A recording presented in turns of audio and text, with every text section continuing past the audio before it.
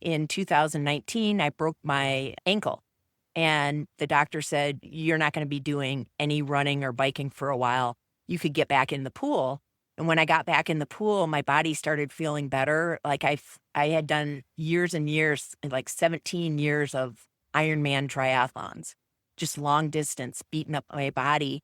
And when I got back in the pool, I thought, oh my gosh, this is what I'm really supposed to feel like.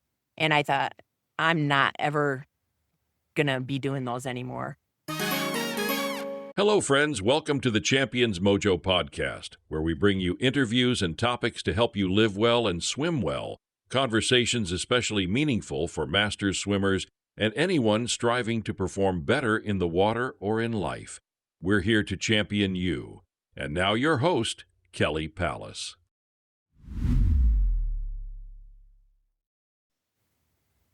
All right, we're doing an on-deck interview at the Oro Valley Aquatic Center in Oro Valley, Arizona, right? And I'm with Jane Esahak-Gage. She is a longtime fellow competitor. Jane actually started together in triathlons, where you just totally destroyed me all the time. But give us a little background, Jane. We just swam the 1,500 next to each other. Of course, I did the 800, you did the whole 1,500. A little background on your triathlons and then how you kind of transitioned into master swimming. Okay, so basically I grew up as a swimmer, and when I met my husband, he was doing triathlons, and I was still swimming, but I decided to start doing triathlons because I was never seeing them, and I thought, oh, I'll go run and bike with them, and that way we'll be able to spend more time together. So I started doing them in 1991, and I stopped doing them in 2019. So I did them for quite a while. And once I stopped doing triathlon, I got back into swimming and competing. And you did triathlons at a really elite level, and you do swimming at a really elite level. So what was your what are your biggest accomplishment for your triathlons? So I've won the world championships in long distance triathlon in Säter, Sweden in 1999. I've been third at the ITU in Olympic distance, and I also got on the podium at the Hawaii Ironman. So those were probably my biggest accomplishments. Oh, only that? Wow. That's incredible. Yeah, I just always remember your name. I've always admired you from back then because I did triathlons in the 90s as well and a little bit in the 2000s. What transitioned you out of triathlons? So George and I were in a serious accident in 2006. We had done like the Hawaii Ironman 8 times in a row, and we were training for it, and we got hit by a car, and George ended up seriously hurt in the accident. He was in the hospital for like over a month, and then he had a month of rehabilitation, and he lost his law profession job because he had a brain injury. But after that, I just started doing sprint triathlons. And in 2019, I broke my ankle, and the doctor said, you're not going to be doing any running or biking for a while. You could get back in the pool. And when I got back in the pool, my body started feeling better. Like I had done years and years, like 17 years of Ironman triathlons, just long distance, beating up my body. And when I got back in the pool, I thought, oh my gosh, this is what I'm really supposed to feel like. And I thought, I'm not ever going to be doing those anymore. So that's how I started swimming again. And it was 2019. Wow. So George is here. George is always at the meets with you, kind of like my husband, Mark, is there at meets. And he swam the 1,500 today, as you did. So the accident that you guys were in, was it together? You were both hit? Were you on your bikes? Or yes. Give it a little background on that. So we were out just on a normal training morning. It was like 10 o'clock in the morning, and we had a green light. We were about 3 miles from our home in Ahwatukee, that's in Phoenix. And a young kid, he was late for work. He ran a red light in his car. We were on our bikes, and it broadsided George. George flew, the car spun around, and then I flew over the car. So I was hurt, but not like he was. He had 6 surgeries. He had broken every bone from his neck down to his feet.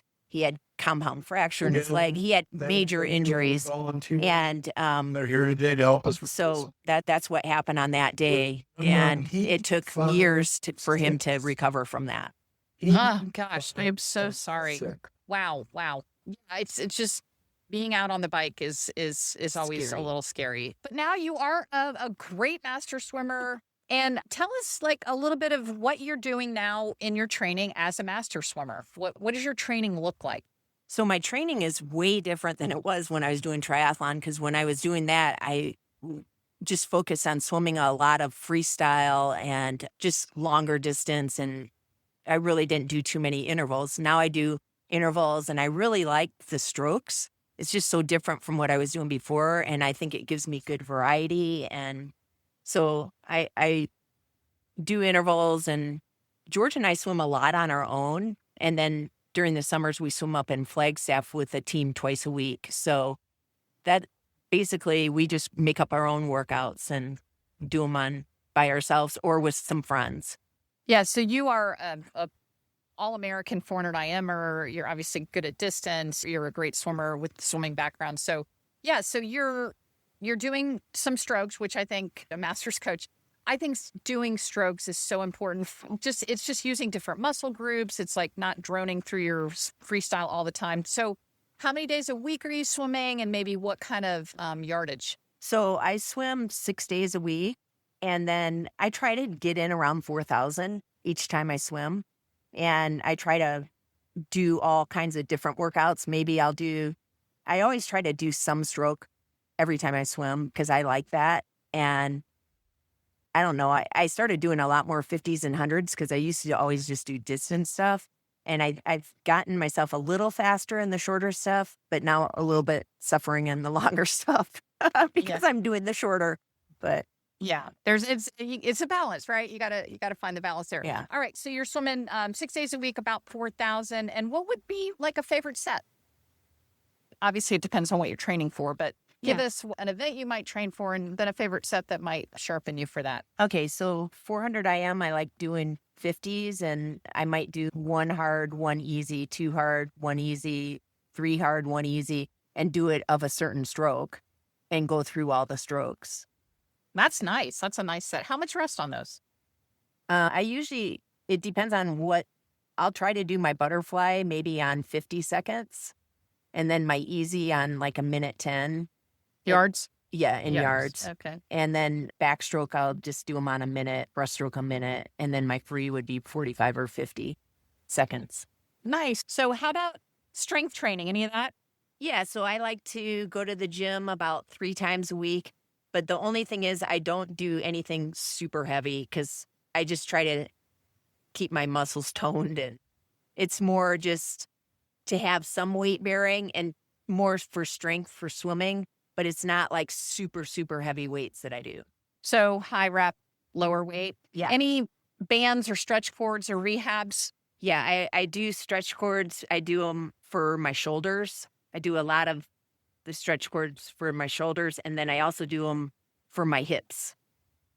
Nice. Any injuries that you've overcome other than your broken ankle when you were a triathlete? I actually try to stay away from injuries. When I was doing triathlon, I had stuff all the time where I would have plantar fasciitis, I would have knee issues, and since I've been swimming, I haven't had anything, knock on wood. But yeah. Yeah, swimming is pretty injury-free. That's what we love. All right.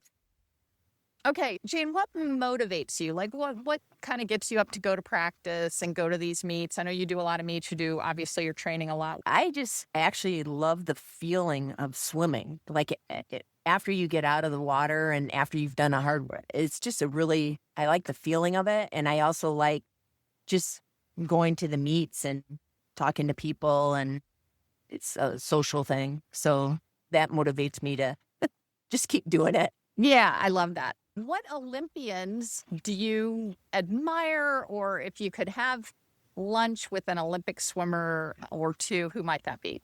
I think probably Katie Ledecky, just because she's had such longevity and she's been on top for so long and just been able to keep really positive. And like I said, she's been around for a long time and she's still doing well. So It's amazing what she can do. Yeah, she is amazing. All right, what was your favorite thing about this meet, Oro Valley, Arizona, and this beautiful mountain in the background and this beautiful 50-meter pool? I like that it's a distance meet, and even if you don't do good times, it's a great workout and fun people. Yeah. This meet, It's low key. It's low key, but it's also a rare distance meet. Well, Jane, thank you so much for spending this time with us today, and wish you all the best. And it's always great to see you at meets. Thank you. Thank you for listening to the Champions Mojo podcast. Would you consider leaving us a 5-star review on Apple? That's like getting a best time for us. Kelly and our team would be so grateful. See you next week for another boost of mojo.